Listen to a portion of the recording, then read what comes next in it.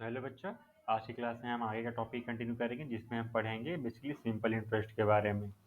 Simple interest कि कैसे percentage का यूज होता है सिंपल इंटरेस्ट में तो देखो बेसिकली यहाँ पर है क्या। अगेन इसमें भी कुछ बेसिक्स हैं, तो मैं पहले तुम लोगों के बेसिक्स क्लियर कर देता हूँ। Some basics here. देखो यहाँ है क्या mainly.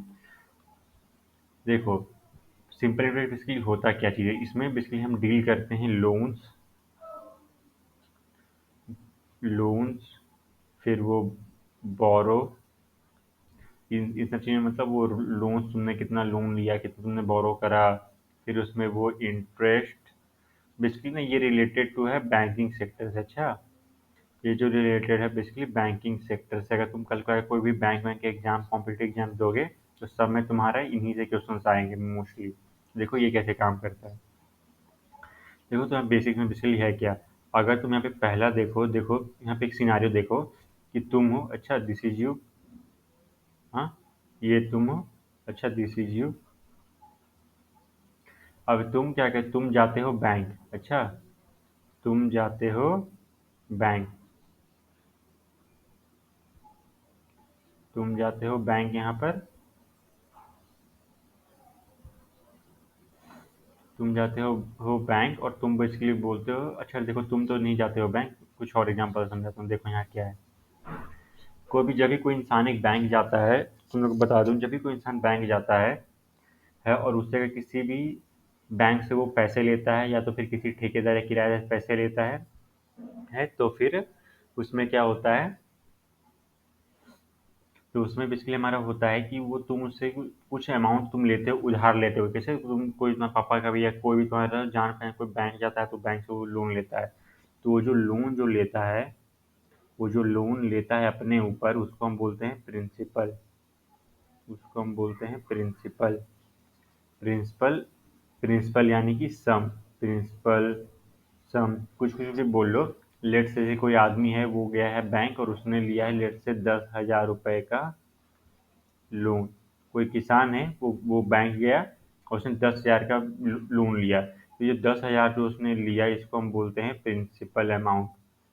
Principal amount from the bank side. देखो ये सारा बैंक अपने तरफ से देख रहा है। अच्छा, ये तो 10,000 जो तुमने दिया उसको हम बोलते हैं प्रिंसिपल अमाउंट। अब इस पर कुछ लगता है कुछ इंटरेस्ट।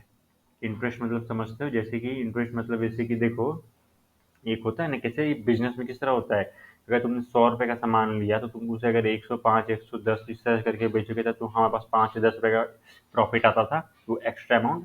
तो यहाँ पे क्या है, जब भी तुम किसी को पैसे देते हो और जब एक लोन के तौर पर जब जब उधार तुमसे वापस लेते हो तो उधार या तो उसे कुछ एक्स्ट्रा पे करना होता है। तो उस एक्स्ट्रा अमाउंट को हम बोलते हैं इंटरेस्ट। यहाँ से इसमें प्रॉफिट एंड लॉस में उसको हम प्रॉफिट बोलते थे, यहाँ हम उसको इंटरेस्ट बोलते हैं, इंटरेस्ट लगाना। तो लेट से उसने इंटरेस्ट लिया, इसको हम एक साल पे करते हैं। अच्छा, लेट से 15% per annum. Per annum 15% per annum का मतलब क्या हुआ। इसकी इसका मतलब हुआ कि जो 10,000 जो जो किस किसान ने लोन लिए हैं बैंक से, उस इस 10,000 पर हर साल पर ईयर 15% उसे एक्स्ट्रा पे करना होगा। 15% एक्स्ट्रा पे करना होगा। 15% ऑफ 10,000 एक्स्ट्रा पे करना होगा। एक्स्ट्रा एक्स्ट्रा किस सेंस में बोला गया, 10,000 तो 10,000 उसे देने ही है, पर 10,000 का जो 15% भी होगा वो भी इसके साथ देने हैं। तो इन दी सेंस हम इसको हम बोलते हैं एक साल पर एनम, यानी कि 1 ईयर। इसको हम बोलते हैं एक साल, यानी कि चूंकि इंटरेस्ट हमेशा एक साल का लेता है, तुम 1 महीने भी कर सकते हो, 6 महीने भी कर सकते हो, पर मोटा मोटा हमारा एक साल का केस चलता है। यहाँ पे अगर हम देखें 15% ऑफ 15% ऑफ 10,000 कैसे लिखेंगे, इस तरह से लिखेंगे 15% ऑफ 10,000। ये कट गया, ये कट गया, यानी कि 1,500। अच्छा 1,500 यानी कि वो जो किसान ने जो पैसे लिए हैं, अगर उसको एक साल बाद वापस करना है तो उसको 10,000 पे करना होगा प्लस 1,500 एक्स्ट्रा पे करना होगा, जिसे हम बोलते हैं इंटरेस्ट। जिसे हम बोलते हैं इंटरेस्ट। इसको हम क्या बोलते हैं, इसको हम बोलते हैं प्रिंसिपल। प्रिंसिपल। और जब इन दोनों को तुम सम करोगे तो जो भी हमारा अमाउंट निकल के आता है ये 11,500 एक मिनट, 1 2 3 1 3, हाँ 11,500, इसको हम बोलते हैं amount, total amount to be paid to the bank, amount to be paid to the bank, इसको हम बोलते हैं अमाउंट। तो अमाउंट हमारा क्या हुआ, प्रिंसिपल प्लस इंटरेस्ट हमारा क्या बनाता है, अमाउंट बनाता है। तो इसे कुछ, ये थे कुछ basic terms and definition related to इसके, ये सिंपल इंटरेस्ट के। अब इसमें देखो, ये एक चीज और क्या आती है, एक चीज हमारे पास और आती है कि, इसे छोटा हो गया, 1 मिनट, हाँ। अब एक चीज देखो, हमारे पास एक चीज यहाँ पे और क्या आती है, देखोगे। अब देखो यहाँ पे मैंने वहाँ पे क्या लिखा था, मैंने वहाँ पे लिखा था 15% ऑफ 10,000। क्या मैं इसको इस तरह से लिख सकता हूँ, मैंने ये लिख दिया, आई इंटरेस्ट था, अच्छा सॉरी, रेट ऑफ इंटरेस्ट था, आर, आर क्या था हमारे पास, रेट ऑफ इंटरेस्ट, कि आर इंटू पी हुआ ये, आर इंटू पी बाई 100। क्या मैं इसको इस तरह से लिख सकता हूँ, जो 15 मेरे पास क्या था, ये था रेट ऑफ इंटरेस्ट, 15% लगा था, यानी कि रेट ऑफ इंटरेस्ट, ये था मेरा प्रिंसिपल अमाउंट, और ये तो मेरा 100, जो 100 है, तो मैंने 100 को जो है तो यहाँ लिख दिया। क्या इसको बोल सकता हूँ, पी इंटू आर बाई 100, ये जो भी आया, ये और ये जो भी आया, ये मुझे देता था इंटरेस्ट, है ना, इंटरेस्ट ही देता था ना। तो इसको हम बोलते हैं सिंपल इंटरेस्ट। यही अगर इसमें टाइम का फैक्टर जोड़ दे कि ये तुमको 2 साल बाद देना है, 2 साल बाद क्या होगा, एक पहले साल 15%, फिर दूसरे साल 15%, तो उसमें हम क्या करेंगे, पी इंटू आर हो गया बाई 100, जितनी बार भी उस इंटरेस्ट को चलना, उसको हम बेसिकली उस टाइम पीरियड से मल्टीप्लाई कर देंगे, ये भी हमारा होगा जो कि ईयर्स में। देख लेना, दोनों के यूनिट सेम होने चाहिए, ये भी ईयर्स में, ये भी ईयर्स में, समझ गए। तो इसको हम फिर बोलते हैं P into R into T by 100, ये है हमारा सिंपल इंटरेस्ट का formula. This is our simple interest का फॉर्मूला, इसको समझ लो, याद तो करना है पर पहले समझ लो। ये मैंने कैसे लिखा, मेरे पास मेन था, प्रिंसिपल था, उस पर कुछ लगाया था रेट, रेट, तो इससे हमें क्या मिला, इससे हमें मिला इंटरेस्ट, कि भाई कितना उस पर ये इंटरेस्ट मतलब हमें मिलेगा। और इसी को अगर हमने टाइम पीरियड से मल्टीप्लाई कर दिया, तो यानी कितने साल तक उसने रखा है, तो हमें मिल गया सिंपल इंटरेस्ट। यहाँ पर भी तुम बोल सकते हो सिंपल इंटरेस्ट, इसको हम बोलते हैं P into R into T by 100। इसको किस तरह सॉल्व कर दें, अभी हम तुरंत जानेंगे। तो देखो यहाँ पे बेसिकली है क्या, यहाँ पे अगर तुम क्वेश्चन नंबर 1 देखोगे हमारा, प्रॉब्लम सॉल्व करके तो इसको समझेंगे। क्वेश्चन नंबर 1 देखोगे हमारा, क्वेश्चन नंबर 1 हमारा क्या बोल रहा है कि 10,000 इज इन्वेस्टेड, यानी कि 10,000 हमारा, पता है यहाँ क्या बन गया, ये बन गया हमारा प्रिंसिपल अमाउंट। और यहाँ पे रेट पर, रेट क्या है, 5% हमारा क्या बन गया, ये हमारा बन गया रेट। और जो यहाँ पे लिखा है पर पी ए, पी ए मतलब होता है पर एनम, अच्छा पर एनम। तो यहाँ पे कभी कभी तुम्हें क्वार्टरली भी लिखा रहेगा, उसको वो भी लिखा रहेगा, तो उसके बाद तुम हम सारा हेर फेर कर लेंगे। पर अभी इस क्वेश्चन को समझो, find the interest eight the end of 1 year. यहाँ मेरे पास पी क्या दिया हुआ है, 1 ईयर दिया हुआ है, समझ गए। इसमें फॉर्मूला क्या लगाएंगे, यहाँ क्या बोला कि फाइंड द इंटरेस्ट। तो इंटरेस्ट कैसे निकालते हैं, सिंपल इंटरेस्ट या इंटरेस्ट बोलो, करते थे P into R into T by 100।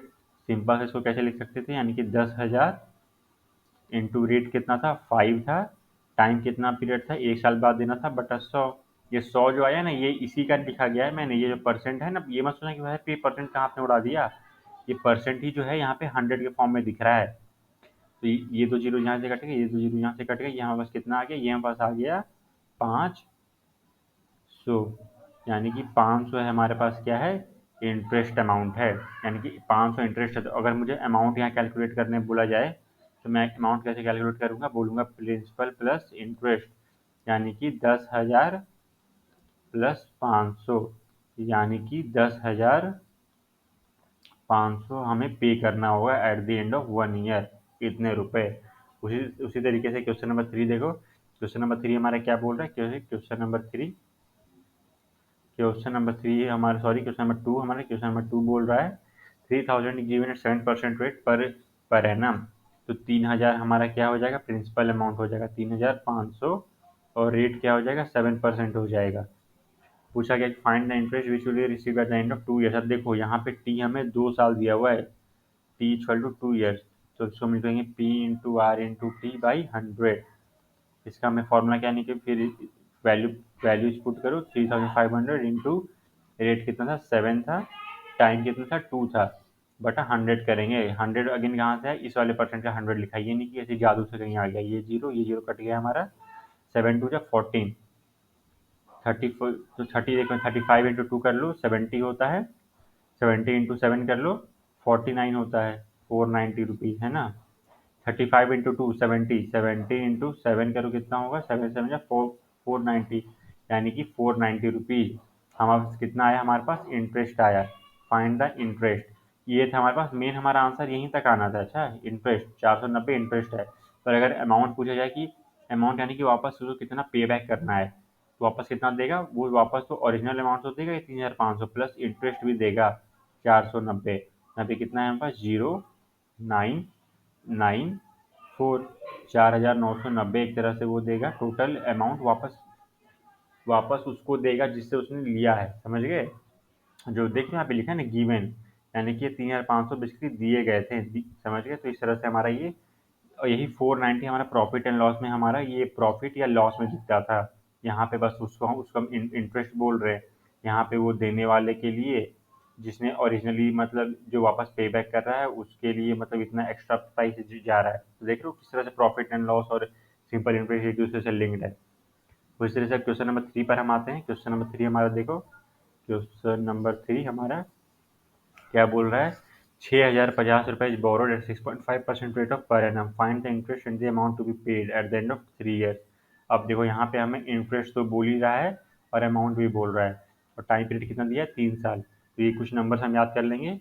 क्या था हमारे पास, 6050 हमारे हमारे पास क्या था, प्रिंसिपल अमाउंट है, रेट क्या है हमारे पास 6.5% है, पर एनम भी लिख देता हूँ क्योंकि कई बार में क्वार्टर भी रहेगा, 3 महीने का, 4 महीने का, तो उसको हम उतने से मल्टीप्लाई करके पर एनम निकाल लेंगे। उसी तरीके से यहाँ पे टी देखो, टी कितना दिया था हमारे पास, 3 ईयर्स। अच्छा, 3 ईयर्स। तो सिंपल इंटरेस्ट हम कैसे कैलकुलेट करेंगे, देखो मैं सिर्फ आई लिख रहा हूँ, पर इसको तुम सिंपल इंटरेस्ट ही बोलो, सिंपल इंटरेस्ट, क्योंकि इंटरेस्ट बेसिकली हर साल ऐड होता जा रहा है। एक कंपाउंड इंटरेस्ट भी आएगा, उसको हम हाई क्लासेस में जानेंगे।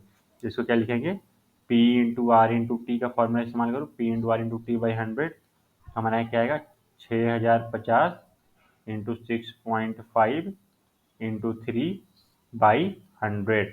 ये पॉइंट यहाँ से हम हटाया तो 1000 हो जाएगा, ये जीरो कट गया, 520 जा 5 1 जा 5 3 जा 15, और यहाँ कुछ कटेगा, 5 4 जा 5 1 जा 5, 5 2 जा 0, 5 1 जा 5, और कुछ कट रहा है यहाँ से, नहीं कट रहा है। तो ये क्या हमारे पास क्या आ गया, 3 1 जा 3, 3 2 जा 6, 3 1 जा 3, इतना इंटू 13 डिवाइड बाई 4।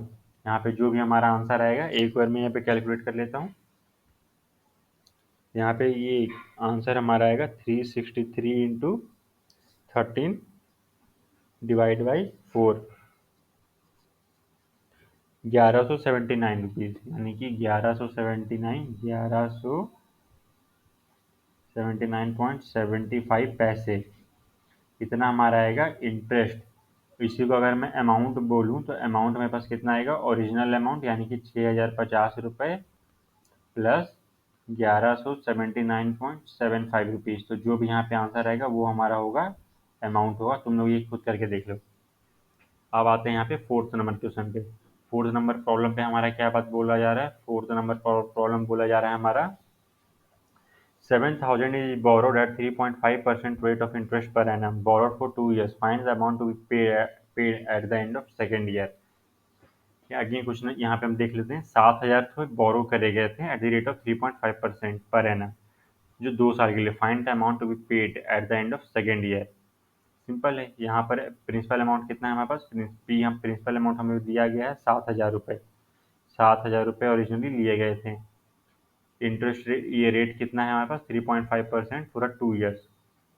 तो यहाँ पे हम लिखेंगे आर इक्वल टू कितना है, 3.5% पर एनम। देखो बाद में पर एनम लिख रहा हूँ क्योंकि ये जरूरी है, क्योंकि कल हुआ कि ये क्वार्टर भी हो सकता है, 3 मंथ हो सकता है, 6 मंथ हो सकता है, तो उसमें तुम बेसिकली हम देखो, अगर मान लो बोला गया कि भाई हर 6 महीने में हम लगा रहे हैं 2%, तो साल का बताओ, साल में कितना होगा, साल में सिंपल एक साल में 12 महीने होते हैं, 6 महीने का दिया, बाकी 6 महीने का निकाल लो, 2 से मल्टीप्लाई कर दो, तो 2 × 2 यानी कि 4% एक साल का।